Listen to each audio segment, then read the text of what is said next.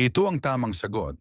Kapag tinanong ka sa interview ng security manager, ano ang security? Ang security sa Tagalog ay tumutukoy sa kaligtasan o seguridad laban sa panganib, pinsala o banta. Depende sa sitwasyon, iba-iba ang ibig sabihin nito. Pangkalahatan, kaligtasan mula sa kapahamakan o takot. Seguridad ng tao, personal security.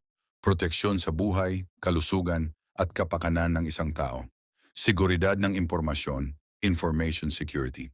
Pag-iingat ng datos laban sa pagnanakaw o hindi autorisadong paggamit. Pisikal na seguridad, physical security.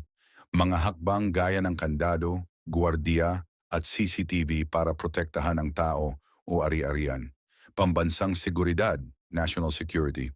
Mga paraan ng gobyerno para ipagtanggol ang bansa laban sa banta o kaaway. Pinansyal na seguridad, financial security. Katatagan at proteksyon ng pera o kabuhayan. Sa madaling salita, ang seguridad ay ang pagiging ligtas at protektado mula sa anumang panganib o kapahamakan.